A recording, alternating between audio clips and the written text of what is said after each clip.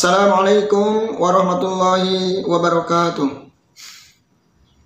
Alhamdulillahilladzi ala ihsanih wa syukru lahu ala taufiqihi wa amtinanih. Wa asyhadu an la ilaha illallah ta'ziman li sya'nih. Wa asyhadu anna Muhammadan abduhu wa rasuluhu ad-da'i ila ridwanih. Salawatullahi wa salamuhu wa ala alihi wa sahbihi wa man tamassaka bi sunnatihi ila yaumiddin, amma ba'du. Baik, akhwas sekalian rahimani wa rahimakumullah. Alhamdulillah, di pagi hari ini kita bisa kembali melanjutkan kajian tauhid dari kitab Ushul Tsalatsah. Saya mana ya, ikhwah? Kemarin kita sebutkan atau kita jelaskan tentang keyakinan mengambil sebab, ya, tentang akhdul asbab. Jadi perlu diperhatikan bahwa mengambil sebab atau sebab itu ada dua macam. Sebab untuk mendatangkan manfaat dan sebab untuk menolak mudarat. Itu ada dua macam. Yang pertama, sebab yang bersifat syar'i. Artinya di mana Allah Subhanahu wa taala menjadikan sebab-sebab tersebut, ya, mendatangkan manfaat dan memang menolak mudarat. Maka yang seperti ini diperbolehkan, bahkan dianjurkan mengambil sebab tersebut. Ya, seperti kemarin kita sampaikan, membaca Al-Quran sebab untuk mendatangkan keberkahan. Ya, kemudian mengambil sebab dengan madu, habatus sauda untuk penyembuhan. Ya, membaca surat Al-Fatihah untuk penyembuhan, menyambung silaturahmi agar kita dapat, dengan sebab demikian kita akan dipanjangkan umurnya dan ditambahkan rezeki dan yang lainnya, yang mana Allah Subhanahu wa taala dan Rasulnya telah jelaskan bahwasanya sebab tersebut ada manfaatnya. Ya, ini namanya sebab yang syar'i, yang Allah dan Rasulnya telah menjadikan itu adalah sebab yang mendatangkan manfaat dan mudarat. Maka yang kedua, ada yang namanya sebab kauni. Sebab kauni atau hissi. Sebab berupa sebab atau akibat dari alam. Dan ini sudah melalui penelitian dari ilmu kedokteran maupun ilmu sains. Ya, sains. Seperti kita contohkan, musim panas atau musim dingin menyebabkan tubuh seorang hamba itu, tubuh manusia itu menjadi rentan terkena penyakit, pilek atau demam, seperti itu. Ini kan penelitian, ya, cuaca yang sangat panas, cuaca yang sangat dingin, ini nggak ada masalah yang mengatakan sebab seperti itu. Kemudian atau obat, contohnya kapsul atau pil gitu ya, yang mana kapsul ini secara ilmu kedokteran mengandung mungkin paracetamol atau zat-zat kimia yang lain yang bisa menurunkan panas. Maka ini tidak masalah untuk dijadikan sebab. Baik, yang jadi masalah adalah menjadikan sebab yang mana Allah Subhanahu wa taala tidak pernah menetapkan, tidak pernah menentukan, tidak pernah menjadikan itu adalah sebab. Kemudian diyakini oleh sebagian orang benda-benda tersebut menjadi sebab untuk mendatangkan manfaat dan menolak mudarat. Ya, ini yang paling banyak ya di tengah masyarakat. Contohnya sebagian orang menganggap kalau dia melihat ular dalam perjalanan maka dia akan celaka, tanda celaka. Atau mereka meyakini atau menjadikan sebab bahwa tanggal 13 ini adalah tanggal yang sial.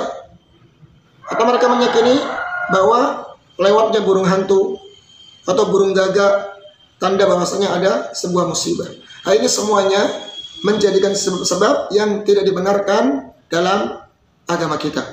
Karena Allah Subhanahu wa taala dan Rasulnya tidak pernah menjadikan, ya, sebab-sebab tersebut bisa mendatangkan manfaat atau menolak mudarat. Itu perlu diperhatikan ya kawan sekalian ya. Karena memang bisa yang seperti ini bisa jatuh ke dalam perkara kesyirikan. Kalau dia meyakini secara dzatnya bahwasanya benda-benda tersebut bisa mendatangkan dan menolak mudarat, maka bisa jatuh dalam syirik akbar. Namun kalau dia hanya menjadikan sebab, ya, tapi masih meyakini bahwa Allah lah yang mendatangkan manfaat dan menolak mudarat, maka dia jatuh dalam syirik asghar. Maka lebih selamat kita jauhi semuanya, karena walaupun syirik kecil maupun besar, maka jatuh dalam firman Allah Subhanahu wa taala, "Innallaha la yaghfiru ay yushraka bihi wa yaghfiru ma duna dzalika liman yasha." Jadi Allah Subhanahu wa taala tidak akan mengampuni orang yang menyekutukannya. Dan Allah mengampuni dosa, ya, selain syirik bagi yang dikehendaki. Ya, di sini Allah menyebutkan syirik, mau kecil mau besar, ya, maka terancam dalam firman Allah Ta'ala ini. Baik, sekarang kita masuk dalam pembahasan yang selanjutnya, yaitu khauf. Di antara bentuk ibadah yang penulis rahimahullah Ta'ala sebutkan di sinilah rasa takut, khauf. Kita baca dulu definisi khauf, kemudian dalilnya, dan macam-macam jenis khauf. Baik, yang pertama al-khauf. Kata penulis, di antara bentuk ibadah adalah khauf. Wa huwa infi'alun yahsul bitawaqqu'i ma fihi halakun aw dararun aw adha. Kata penulis, yang dimaksud ada khauf adalah, definisi dulu ya kawan ya, definisi dulu.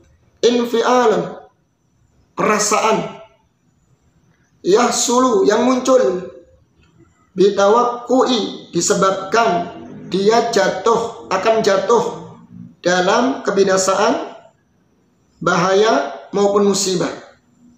Nah ini, jadi perasaan yang muncul pada diri seseorang, yang mana perasaan ini khawatir dia jatuh dalam kebinasaan, bahaya maupun terjadinya musibah. Nah ini rasa takut, pasti kita takut atau khawatir lah.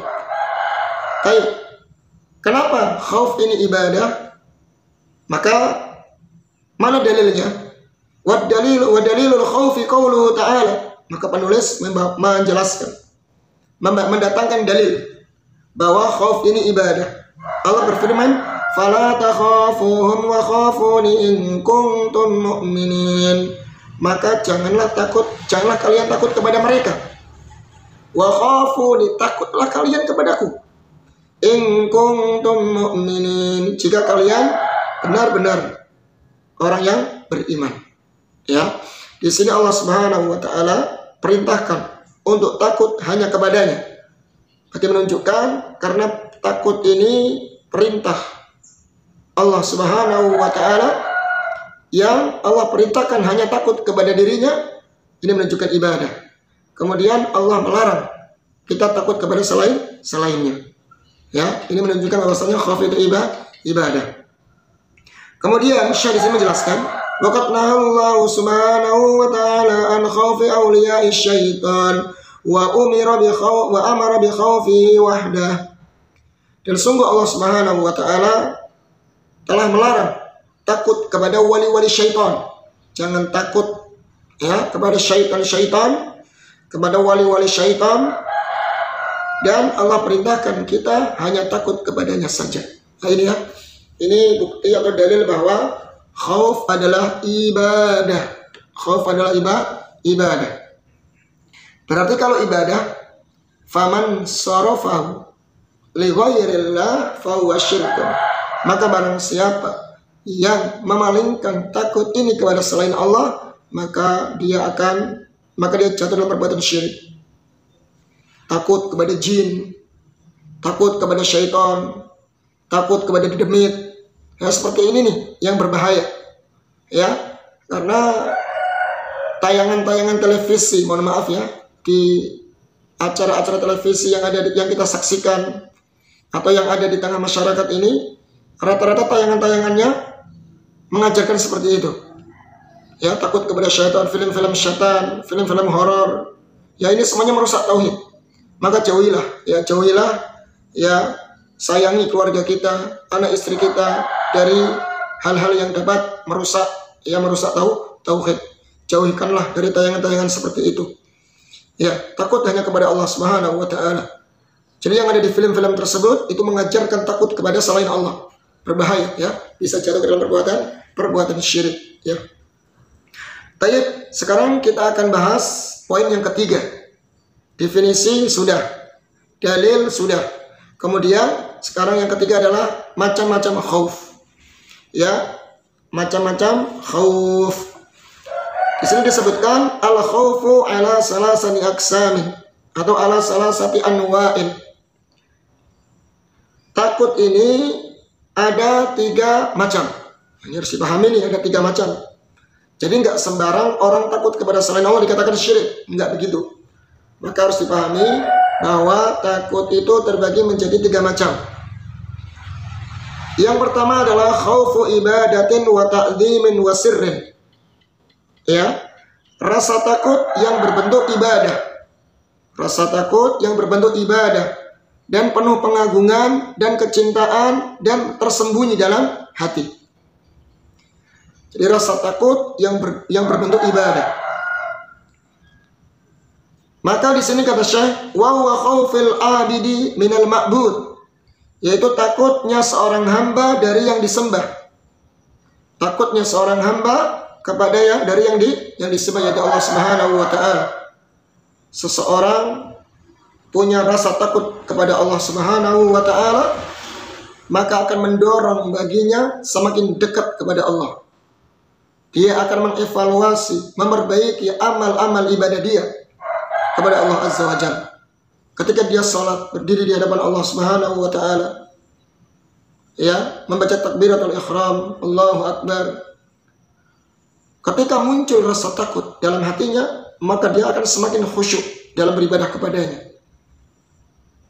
Dia khawatir kalau Allah Subhanahu wa taala tidak menerima amal ibadahnya, maka dia berusaha untuk khusyuk semaksimal mungkin dan berusaha mentadabburi bacaan-bacaan Al-Qur'an yang ada pada sholatnya tersebut. Nah ini ya, ini namanya takut ibadah. Itu seorang hamba takut kepada yang disembah. Yang mana rasa takut ini menjadikan dia semakin bagus dalam ibadahnya, menambah amal solehnya. Ya, dia menjauhi perbuatan dosa dan maksiat. Makanya Syekhul Islam menjelaskan tentang masalah takut ini. Beliau mengatakan rasa takut inilah yang menghalangi seorang hamba untuk berbuat dosa dan maksiat. Dari sinilah akan terlihat keburukan dan kebaikan bagi seseorang. Ya. Jadi seorang hamba yang takut kepada Allah Subhanahu wa taala, wa fi tadallul wal khudu. Ya, seorang hamba tersebut ketika tertanam rasa takut dia kepada Allah, maka dia akan merendahkan diri, wal khudu, dan tunduk kepadanya, lil ma'bud, kepada yang disembah. Wa hadzal nau', maka jenis yang seperti ini wajibun lillah, hanya wajib diberikan kepada Allah. Rasa takut yang mengandung, yang mendatangkan merendahkan diri, kemudian penuh dengan pengagungan, penuh dengan kecintaan kepada yang disembah, maka ini wajib hanya diberikan kepada Allah. Wa sarfu li ghairillahi syirkun akbar, maka barang siapa yang memalingkan rasa takut ini kepada selain Allah, maka dia jatuh dalam syirik besar. Dia takut kepada syaitan, takut kepada berhala yang dikeramatkan, pohon yang dikeramatkan, takut kepada penghuni-penghuni laut, Nyi Roro Kidul dan sebagainya, atau takut kepada penghuni jin-jin penghuni jembatan, di bawah jembatan, dan yang lainnya, maka ini jatuh ke dalam perbuatan syirik. Karena rasa takut ini ada bentuk pengagungan, merendahkan kepada yang ditakuti. Ya. Ana dulu pernah, ya dulu pernah lah. Ya, kawan-kawan itu kalau mereka melewati kuburan, subhanallah, muncul rasa takut. Dan dia, ya, yang saya dengar dari mereka tuh, mereka sampai minta izin, Mbah, kami izin lewat tempat ini, kuburan ini, jangan ganggu kami. Nah, yang seperti ini menunjukkan bahwasannya rasa takut ini diberikan kepada dedemit, bangsa jin, setan-setan yang mereka yakini dapat mendatangkan mudarat, atau bahkan bisa menolak mudarat mereka dengan cara mereka minta izin lewat tempat-tempat tersebut.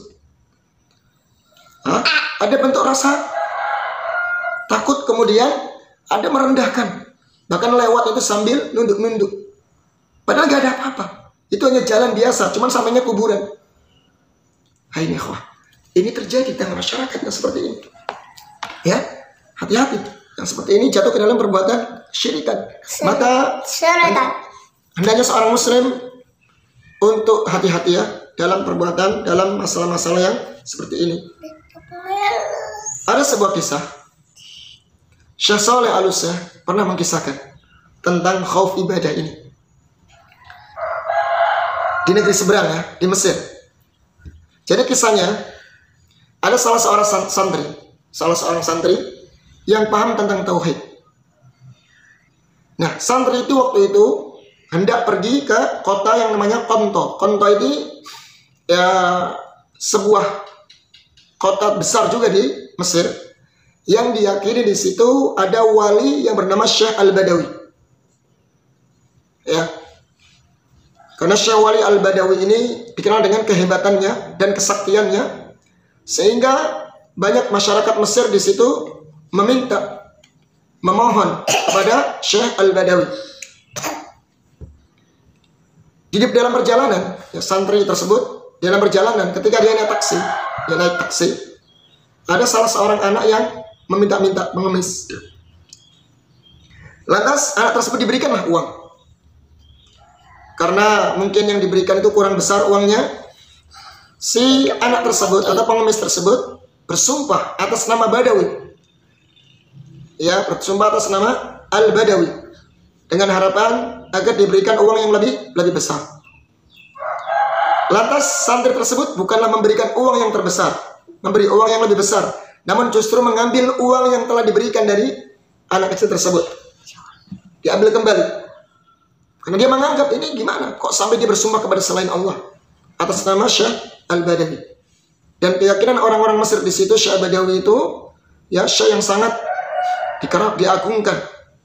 Bahkan mereka takut ya kalau sudah menyebut nama beliau, maka harus ditunaikan haknya. Lantas karena si santri tersebut mengambil uang kembali dari si pengemis tersebut, apalagi dia sudah bersumpah atas nama Badawi, maka sopir taksinya yang ketakutan. Dia takut terjadi musibah, kecelakaan nanti di jalan. Nah, sopir taksi tersebut langsung berdoa, lindungilah ya Syekh Badawi, lindungilah ya Syekh Badawi. Dia minta kepada Syekh Badawi untuk melindunginya. Dia khawatir, karena khawatir dari doa si anak tadi. Anak tadi sudah bersumpah atas nama Badawi, tidak diberi uang sama si santri tersebut. Mungkin sekitar perjalanan sekitar 100 km, sopir taksi tersebut terus meminta kepada Syekh Al-Badawi, minta perlindungan agar tidak diberikan, terkena musibah di jalan. Dan alhamdulillah dengan izin Allah Subhanahu wa taala, sampailah mereka di tempat yang mereka tuju. Lantas santri mengatakan kepada sopir taksi, mana bukti sesembahan yang kau minta dari selain Allah, yaitu Syekh Badawi. Nyatanya yang kau panggil, yang kau minta nggak bisa memberikan apa-apa kepada kita. Ya, lantas sopir taksi mengatakan, karena sejatinya Syekh Al-Badawi itu orang yang penyayang. Nggak ada apa-apa. Kenapa kita harus takut kepada selain Allah Azza wa Jalla? Ya, sampai seperti itu kepada yang sudah meninggal. Ya, ini menunjukkan bentuk kesyirikan tersebut di tengah-tengah masyarakat. Baik, yang kedua adalah al-khaufut tabi'i. Rasa takut yang berbentuk tabiat atau bawaan manusia. Ya, khauf tabi'i ini takut bawaan manusia. Ka'ayya khafal insan an-nar wal aduwa wal khayawan al-muftarash ila akhirih fahada mubahun. Takutnya seseorang seperti rasa takutnya seseorang terhadap api. Ya, rasa takut seseorang terhadap api. Rasa takut seseorang terhadap api. Ya, jadi kita kalau melihat api, kemudian kita takut menjatuhkan tangan kita di api tersebut, maka ini wajar. Ya, wajar. Karena tabiat manusia tahu api itu panas. Ya, api itu tahu panas. Maka kita takut kepada api itu bukan perkara syirik ya. Ingat, takut kita terhadap api itu bukan perkara kesyirikan. Ya, itu perkara tabiat manusia. Takut kepada musuh, ketemu musuh ada rasa takut.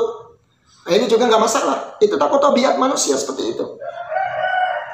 Kemudian takut kepada binatang buas seperti ular. Kita takut kalau ada ular, takut menyengat atau ular tersebut dapat mengeluarkan bisanya atau mencelakakan kita. Kalau jengking, kemudian takut kepada macan tutul, kepada singa dan yang lainnya. Itu hal yang wajar ya, tabiat manusia takut kepada benda-benda tersebut.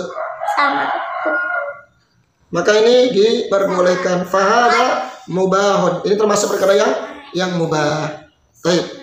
Jadi enggak dikatakan syirik ya. Berarti kamu takut kepada selain Allah berarti syirik. Takut kepada api berarti syirik. Takut kepada kalajengking berarti syirik. Takut kepada singa berarti syirik.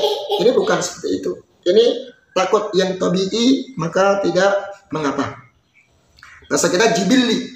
Jibili itu ya sifat manusiawi ya. Sifat manusiawi itu takut ya beda. Jadi itu ya kawan ya.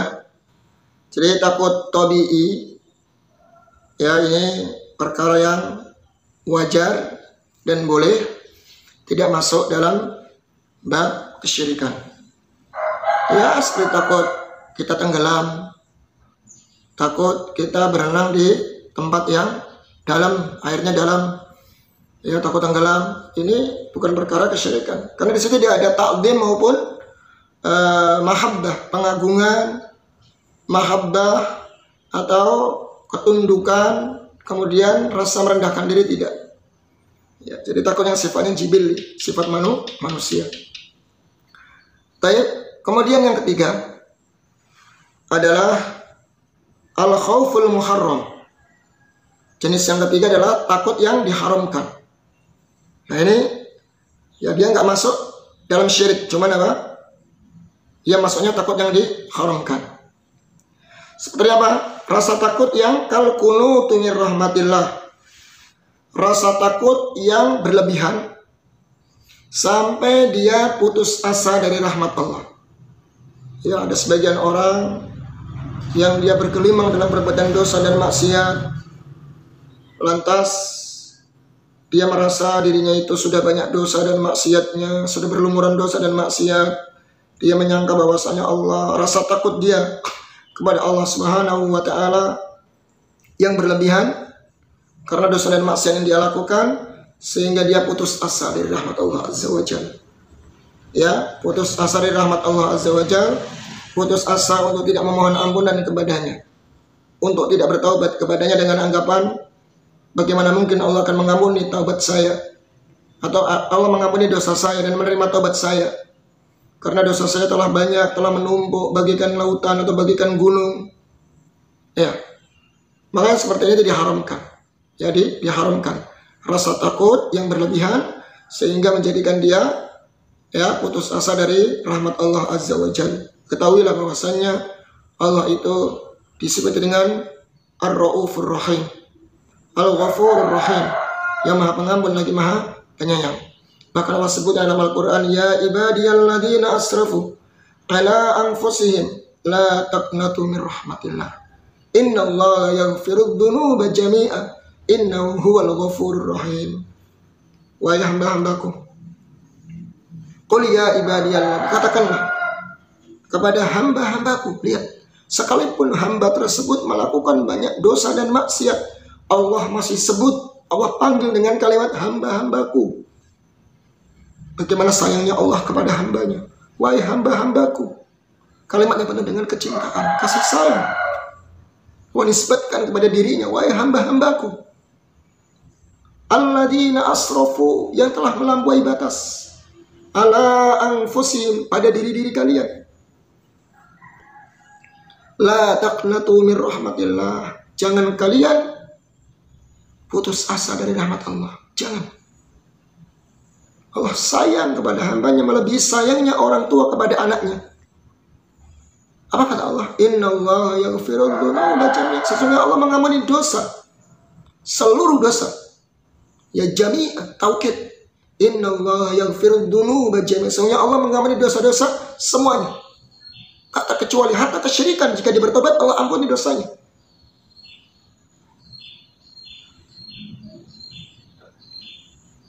Innahu huwal ghafurur rahim. Sesungguhnya dia Maha Pengampun dan Maha Penyayang. Dalam sebuah hadits qudsi Allah berfirman, ya bani Adam, lau ataitani bi qurabil ardi khataya summa lakitani la tusyriku bi syai'a la ataitu wa bi qurabiha maghfiratan. Lihat kasih sayang Allah kepada kita. Wahai anak Adam, seandainya kau datang kepadaku dengan sepenuh dosa yang memenuhi bumi ini, dengan dosa yang memenuhi bumi ini, bi qurabil ardi khataya, yang bumi yang sebesar ini dipenuhi dengan dosamu, wahai anak Adam. Kemudian kau datang kepada aku tidak melakukan syirik sedikit pun, maka saya akan datangkan ampunan semisal atau sebesar dosa yang menumpuk bagaikan bumi itu. Lihat kasih sayang Allah Subhanahu wa taala kepada hambanya. Maka jangan sampai kita merasa putus asa dari rahmat Allah Azza wa Jalla. Ya, rasa takut yang berlebihan, ya, menganggap Allah tidak mengampuni dosa-dosanya sehingga dia putus asa dari rahmat Allah, ini diharamkan dalam Islam. Kemudian auto atil makhluki fi maksiatil khaliq, atau mentaati makhluk dalam berbuat maksiat kepada sang pencipta.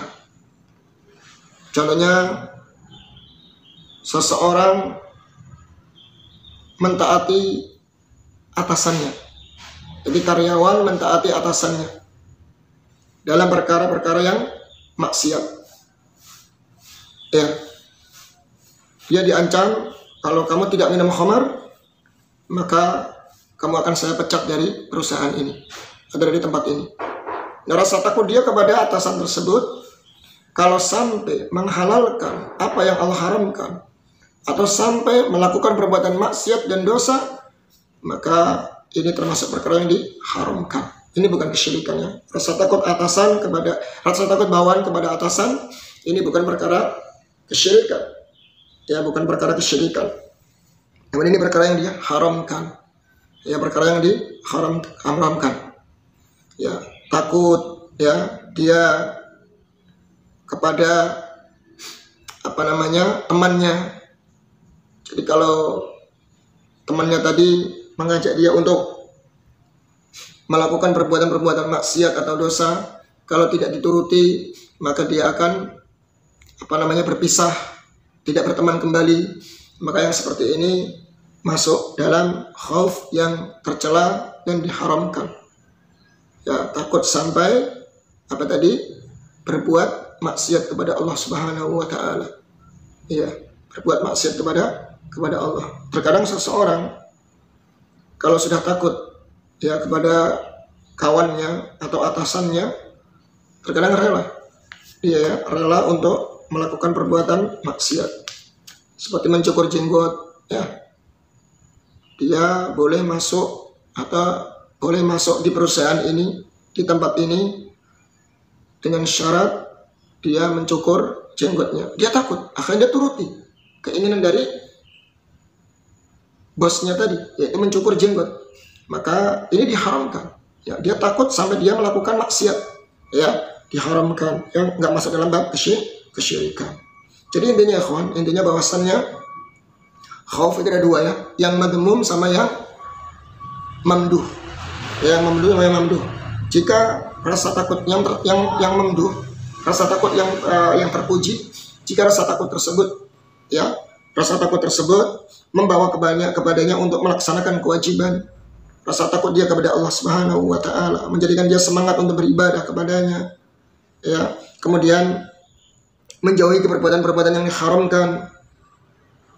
Semakin dia cinta kepada Allah, ya, mengevaluasi dari kekurangan-kekurangannya dalam ibadah, ya, maka ini sangat terpuji. Ya, takut yang terpuji. Kemudian yang takut yang tercela, apabila rasa takut tersebut justru dia melakukan perbuatan dosa dan maksiat, kemudian dia putus asa dari rahmat Allah Subhanahu wa taala, maka ini rasa takut yang tercela, ya. Takut yang tercela. Baik, mungkin sampai di sini dulu. Mohon maaf atas segala kekurangan. Subhanakallahumma wa bihamdik, asyhadu an la ilaha illa anta astaghfiruka wa atubu ilaik. Wassalamualaikum warahmatullahi wabarakatuh.